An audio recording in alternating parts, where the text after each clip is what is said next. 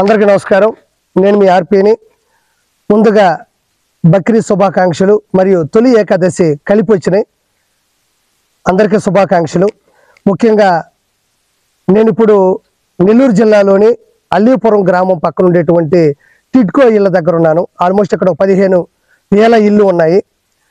ఇక్కడికి ఎందుకు వచ్చాననేది ఒక మ్యాటర్కి వెళ్ళి వెంటనే దీన్ని ఫినిష్ చేస్తాను. నిన్నగాక మొన్న గంటా శ్రీనివాసరావు గారు కూడా ప్రెస్ మీట్ పెట్టారు.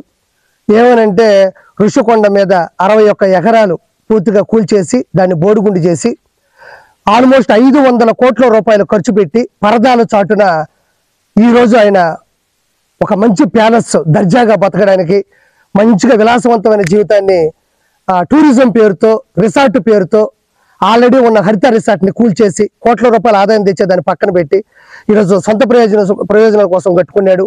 ఆల్మోస్ట్ ఒక బాత్రూమే ₹1,00,00,000. ఇంకా అందులో ఓన్లీ బ్లాకులు 7 బ్లాకులు 20 ఛాంబర్లు 2 పెద్ద హాళ్ళు ఉంటే దాన్ని ఎవరో రిసార్ట్ అనరు.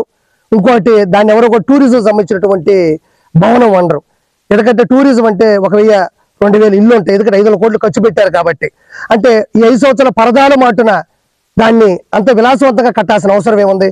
అంటే ఋషికొండను కూడా బోడిగుండి చేసి ప్రభుత్వ సొమ్ముని ప్రజల సొమ్ముని దుర్వినియోగం చేసి అవినీతి చేసి ఆ వ్యక్తి అక్కడ కొండ మీద అంటే సప్త ఋషుల యొక్క కొండ వైజాగ్కి ప్రకృతి వనరులు ప్లస్ ఆకర్షణీయమైంది బీచ్తో పాటు ఉండే దాన్ని కూడా దుర్వినియోగం చేశాడు.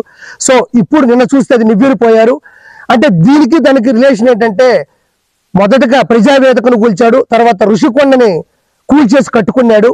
దాంతోపాటు ఎవరికి వెలుగులోకి రానిది ఏంటి అంటే మొత్తం మీద మన ఆంధ్రప్రదేశ్లో లక్షల టిడ్కో ఇళ్ళు ఉన్నాయి.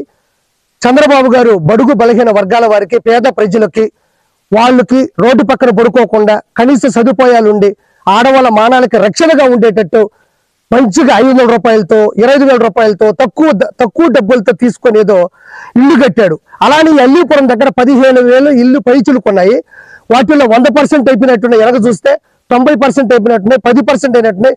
అన్నిటినీ కూడా ఆ రోజు ప్రభుత్వం నుంచి పక్కకెళ్ళిన తర్వాత వైఎస్ఆర్సీపీ గవర్నమెంట్ వచ్చిన తర్వాత కేవలం ఇవి మేము కట్టామని చెప్పుకోవడానికి 300 కోట్ల రూపాయల పైచులకు కలర్లకి అంటే వైఎస్ఆర్సీపీ గవర్నమెంట్కి వేసే కలర్లకి ప్రభుత్వ కార్యాలయాలకు వేసే కలర్లకి ఖర్చు పెట్టారు తప్ప కనీసం ఒక డ్రైనేజ్ కానీ ఒక నీటి సదుపాయం కానీ ఒక జేసీబీ పెట్టి ఆ మట్టిని దోపించడం కానీ ఈ రోజు లోపలికి వెళ్తే ఆ రోజు కట్టింది తప్ప ₹1 కూడా పెట్టుబడింది లేదు. సెంట్రల్ గవర్నమెంట్ ఇచ్చిన డబ్బులు కూడా సొంత లాభాలకి నిధుల్ని పక్కకి జరపడం జరిగింది.